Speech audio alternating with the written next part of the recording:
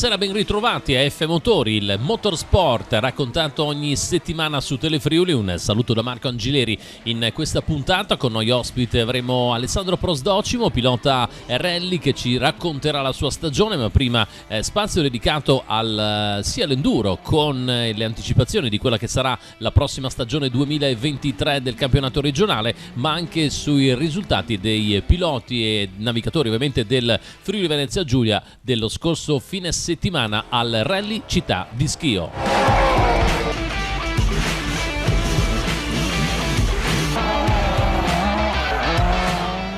Si sta delineando la stagione 2023 del campionato regionale enduro, che anche per la prossima stagione sarà suddiviso in 6 appuntamenti: il 12 marzo, 30 aprile, 21 maggio, 18 giugno, 3 settembre e 15 ottobre.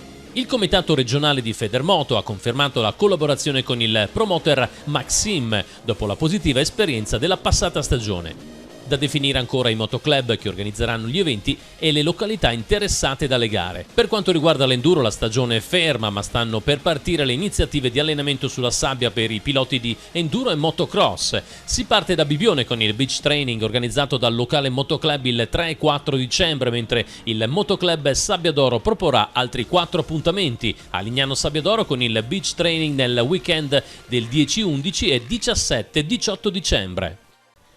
Luca Rossetti firma la vittoria alla 31esima edizione del Rally Città di Schio, gara che si è corsa il 18 e 19 novembre nella cittadina veneta in provincia di Vicenza.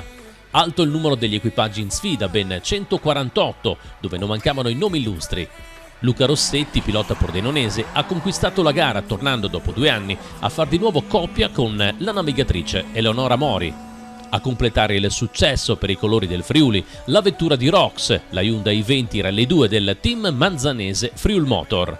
Il rally ha perso quasi subito un protagonista, lo sloveno Bojan Aveli su Skoda Fabia R5, fresco di titolo IRC, che dopo aver conquistato la prima prova di avvio, il primo giro sulla celebre Santa Caterina, è stato fermato dalle forze dell'ordine, dopo aver terminato la prova stessa, per infrazione al codice della strada rilevata durante il trasferimento precedente. Secondo gradino del podio per il driver di Asolo Rudy Andriolo su Skoda Fabia, staccato di 9 secondi e 6 da Rossetti. Completa il podio il pilota locale Efrem Bianco, anche lui su Skoda Fabia. Tra gli equipaggi regionali, grande prova di Arianna Doriguzzi, che conquista la classifica femminile ed il secondo gradino del podio di classe A7, affiancata da Lisa De Cecco sulla Clio Williams e davanti al padre Franco Doriguzzi, navigato da Jenny Moruzzi, giunto terzo di classe A7, seguito da Gabriele Pezzarini e Kevin Del Mistro, quarti di A7.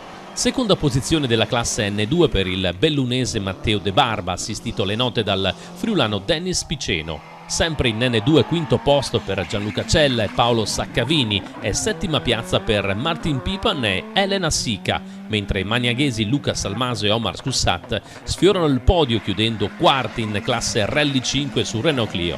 Un rally Città di Schio da dimenticare per Rudy Bulfon e Thomas Pangaro, costretti al ritiro, come Nelson Miu e Giulio Calligaro. È stata la prima volta che Luca Rossetti, pilota blasonato, pluricampione europeo e nazionale, ha scritto il suo nome nell'albo d'oro della competizione scledense, organizzata da Power Stage in collaborazione con ACI Vicenza.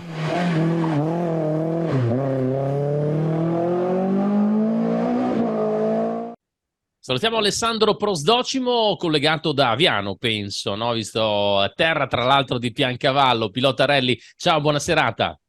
Ciao a tutti. Ciao. Allora, cresciuto possiamo dire a pane e rally proprio su quella che poi era una delle zone classiche del Piancavallo. Immagino che sia partita da giovanissima la tua passione per le 4 ruote di traverso.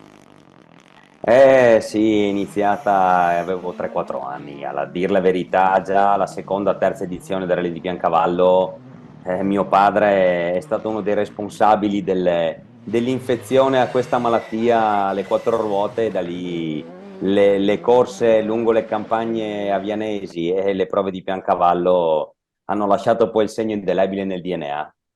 E poi sono arrivate anche le belle soddisfazioni con dei piazzamenti al Piancavallo che immagino facciano piacere doppio in virtù della tua appartenenza a questo rally, questo legame particolare come il tuo rally di casa in pratica. Oh, certo, rimarrà sempre il mio rally di casa.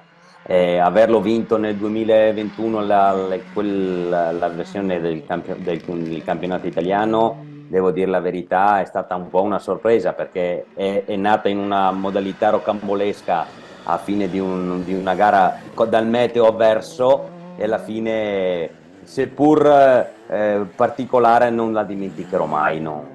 Anche se io ho fatto altre gare, altri pazzamenti, avevo fatto un terzo assoluto nel 2016, ma però la vittoria, ed è stata la mia prima vittoria poi, oltretutto, quindi unica. Rocambolesca perché effettivamente lì c'è stata un'avventura veramente per quelle che erano appunto le condizioni meteo proibitive, però fino alla fine assolutamente volevi portare a casa il risultato pieno, lo hai fatto. Ricordiamo che c'era la concomitanza, mi sembra, con l'IRC, perciò si correva una gara nella gara.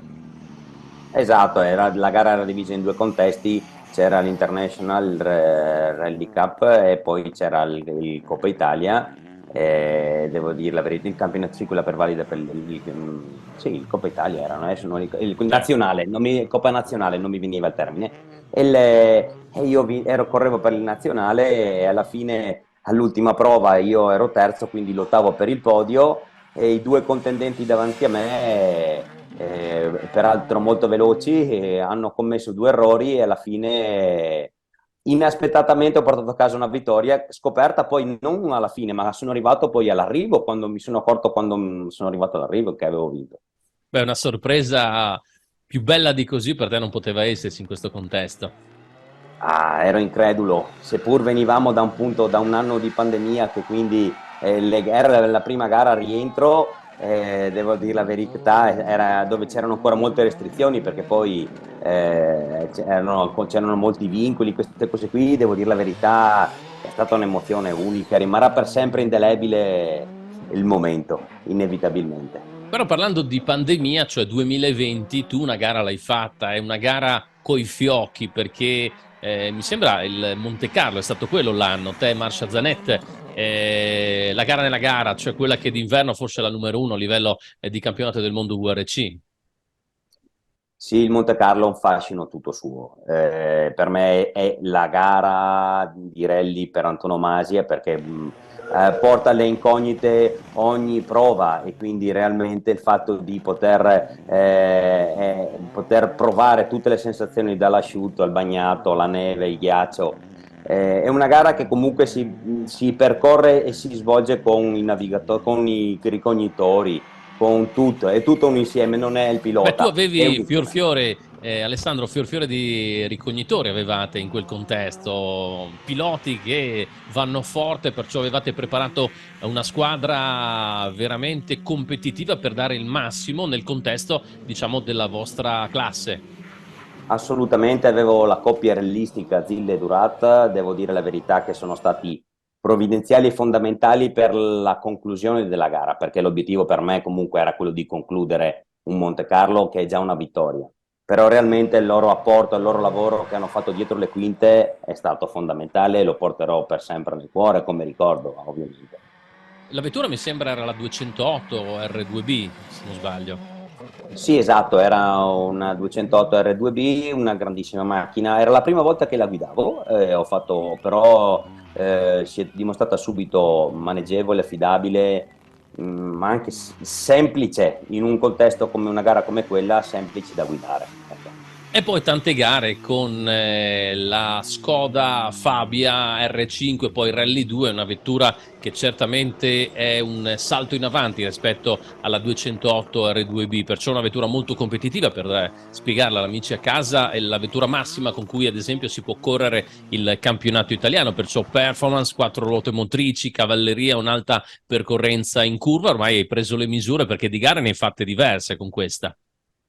Sì, devo dire la verità, adesso nell'ultimo anno poi ho fatto 5 gare con la stessa auto, quindi è anche forse il primo anno della mia carriera che faccio con continuità delle gare con la stessa auto. Sono delle macchine veramente performanti che permettono molto. Io sto andando avanti un po' con l'età e quindi non sono mai stato un cuor di leone al volante, mi diverto, però e ho ottenuto anche dei risultati, ma realmente a volte ho anche paura di far malanni, quindi ci sta. Forse sai, la maturazione comporta anche questo, un po' una responsabilità maggiore nel mezzo che hai, che poi ha un valore anche importante. Però veniamo al 2022, sono arrivate le belle soddisfazioni in campo internazionale con la conquista del Alpe Adria Trophy.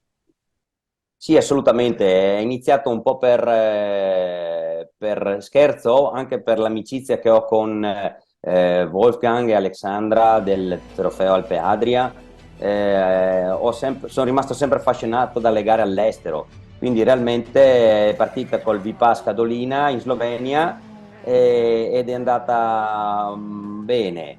Realmente perché ho fatto il secondo di categoria e avevamo fatto i quindicesimi, sedicesimi assoluti e realmente ho detto, boh, c'è il Piancavallo e Piancavallo ho vinto la classe relativa al campionato e quando poi mi sono trovato al Sunbait sacrificando la presenza alla gara nel Carnia, che comunque sono molto legato, ho vinto anche lì la classe all'ultima prova e alla fine ho detto boh, proviamo a vedere se riusciamo a portare in fondo le ultime due gare e portare a casa un campionato. Ho partecipato al Kumrovec in Croazia e all'Arabs Rally in Austria, che si è concluso 2 settimane fa ed è andata bene, anche perché non avevo margine d'errore e quindi è stata una bella soddisfazione. Alessandro, parlando di rally in Austria, mi sembra, c'è ancora un misto terra-asfalto che in Italia praticamente non esiste, anche perché forse il regolamento stesso non lo permette. Sì, non so se poi, esatto, non so se poi i regolamenti in Italia non li conosco da questo punto di vista, ma realmente devo ammettere che quel 20% di prove speciali, quindi nel contesto dell'Arps Rally, faccio un esempio, sono 20 km di prova speciale su terra da percorrere con gomme d'asfalto, sono decisamente affascinanti perché realmente si guida tanto di traverso e io ammetto che ho il debole per la guida di traverso, non redditizia. Guida di traverso mi Esatto. sembra che qualche garetta qualche anno fa, cos'era una Escort d'epoca, l'hai fatta con un paio di gare anche in Croazia, Rally Due Castelli, può essere, ho un ricordo almeno. Assolutamente sì, e dell'anno prossimo anche ritornerò a utilizzarla questa Escort che è in fase di restauro e sicuramente verrà riproposta a breve perché lì è divertimento puro. Che era una vettura grosso modo fine anni 70, può essere. Esattamente, del 1978, trazione posteriore e a 270 cavalli, quindi alla Beh, fine. No, di no, potenza sarà ce n'è. molto. Sì, ma manca solo il coraggio, quindi realmente c'è. E poi praticamente tu salti da una vettura storica fine anni 70 che di potenzialità ce n'è, però un modo di guidare assolutamente diverso a una Skoda Rally 2 che è l'ultima evoluzione appunto di Skoda, un salto completamente nel buio forse per alcuni, per te ormai c'è un'abitudine.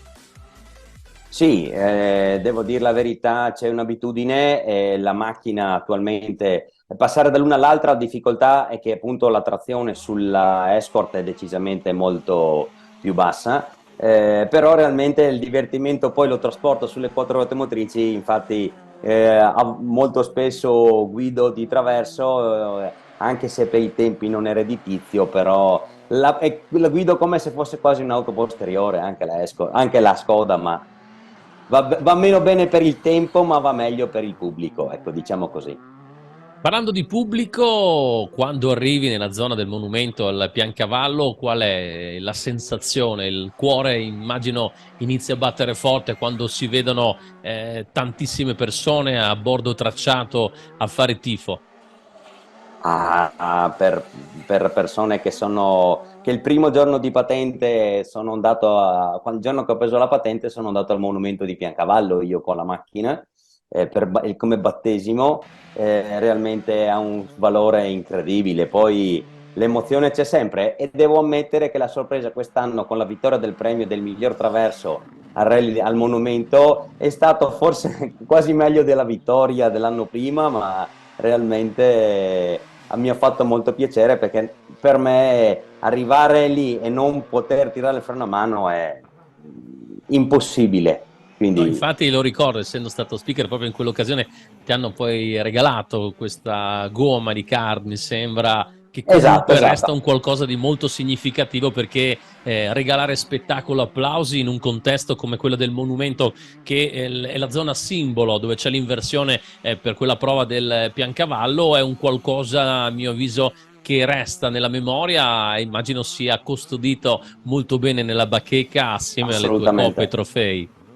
Assolutamente, ma comunque il Piancavallo come marchio di fabbrica è il passaggio al monumento, quindi negli anni io l'ho già fatto il Piancavallo un 12-13 volte e il monumento è ormai un simbolo, tant'è che molti piloti un rally di Piancavallo nell'unica edizione mi pare che non c'è stato il monumento, era un po' monca, ecco, diciamo così. Però resta la tua prova speciale preferita, perché potrebbe essere che magari anche altre possano rientrare, visto che comunque il Piancavallo poi nella storia ne hanno affrontate veramente a decine. Sì, no, beh, la salita di Piancavallo, dalla Bacis Piancavallo rimane per me la mia preferita, perché alterna il veloce, il misto, il sottobosco, poi la parte finale prima di arrivare appunto sulla piana di Piancavallo è bellissima, è bellissima. Ecco, dobbiamo anche dar merito alla tua navigatrice, Marcia Zanet, che comunque ti ha accompagnato durante tutta la stagione. Le fate tutte con lei, le gare? Perché so Sì, che, ad quest'anno una esempio, no, una no. Falomo forse, Esatto, esatto, la memoria ancora regge. esatto, E in una esatto, delle gare esatto. dell'Alpe Adria comunque era presente lui. Esatto, è un Massimo Falomo è un amico d'infanzia che porto avanti da quando ero ragazzino, e poi con cui ho corso anche molte gare con lui quando ero un po' più giovane.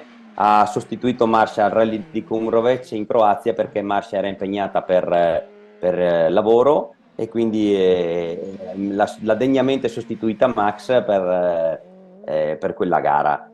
Mi ha fatto anche molto piacere perché dopo quasi 10 anni siamo tornati a fare una gara insieme, è stato molto bello. Senti, per il prossimo anno hai già programmi oppure aspetti ancora l'evolversi della stagione, i calendari? Allora, molto probabilmente, beh, il Piancavallo, sì, sicuro. In una versione moderna o storica ci sarò sicuramente. Quest'anno è diventata anche campionato italiano rally asfalto il Piancavallo, quindi vedremo con gli impegni, diciamo come sarà composta la gara. Però il Piancavallo è sicuro. Poi sicuramente sto valutando e quasi sicuramente farò di nuovo il campionato Alpe Adria. Vedremo se con le due ruote motrici, quindi l'Alpe Adria Cup, o con i quattro ruote motrici di nuovo con la Skoda, con il Trophy. Ecco. Quindi è in valutazione, ma sicuramente all'estero buona parte delle gare era lì di Piancavallo. Senti, terra, Anche la Carnia.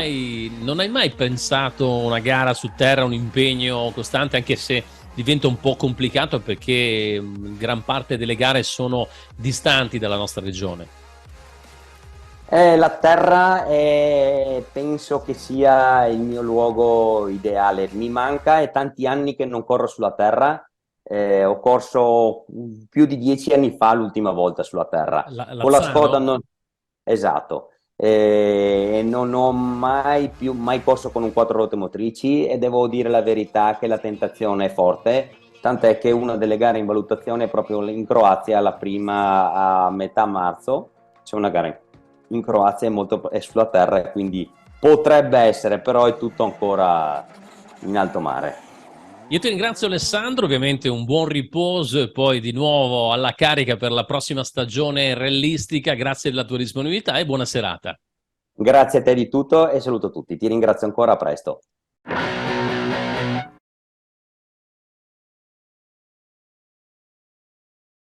Nel 2013 la Italjet, produttrice di questo motorino, ha voluto fare l'anniversario della nascita della Italjet, 50 anni. Ci siamo messi in contatto e ci hanno invitato a questo raduno a Forlì.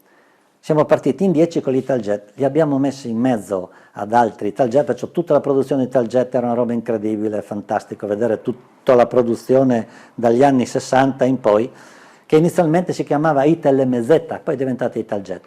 Vi racconto una storiella un po' particolare su questo modello. Mentre era lì mi sono accorto che questo motorino qua è diverso da tutti gli Italjet Mustang che ho visto in giro. Per quali caratteristiche?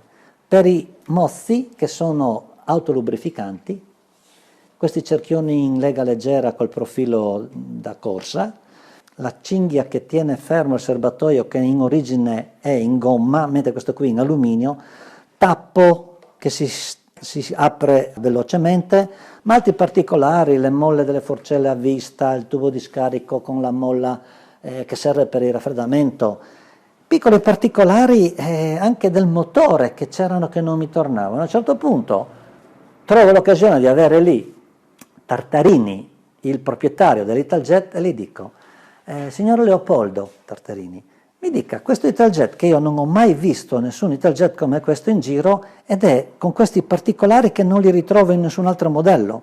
Lui guarda, ah sì, strano, ma non le so dire adesso, però le chiamo l'ingegnere di produzione, il signor Neri. Lo chiamo al telefono: Neri, venga, pensa un po', dopo 50 anni che lavoriamo insieme, ancora da lei. Neri, venga che voglio chiedere una cosa. Arriva questo Neri, un signore distinto col cappello, e fa: prova ad ascoltare questo signore qui su questo Italjet. E gli faccio notare questi particolari e a un certo punto lui rimane pensieroso per un momento e fa: sì, adesso mi ricordo. Si ricorda, signor Tartarini, quando lei è venuto un giorno in produzione e mi ha detto: Neri, dobbiamo consegnare 4 ciclomotori a Torino, devono partire lunedì. Come mai non sono pronti? Signor Tartarini, non abbiamo le gomme, non abbiamo i motori. Neri, non mi frega, lunedì i motorini devono partire, si inventi quello che vuole. Cosa ho fatto? Mi fa Neri.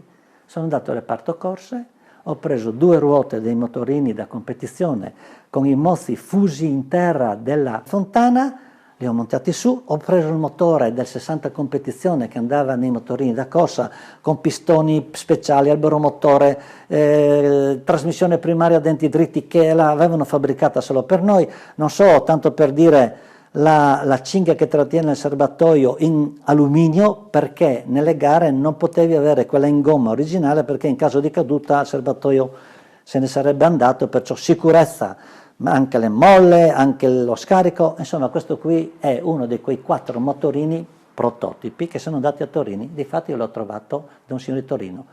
Cavolo, ho detto, pezzo unico, chissà quanti saranno rimasti. Perciò questo è un gioiello, affezionatissimo, e in quell'occasione ho chiesto al signor Leopoldo Tartarini se poteva firmarmi e mettere il suo autografo, e qui me l'ha firmato sul parafango. Per me questa qui è un'opera d'arte e mi ha accompagnato in tanti raduni ed è diventato famoso perché è un Italjet esclusivo.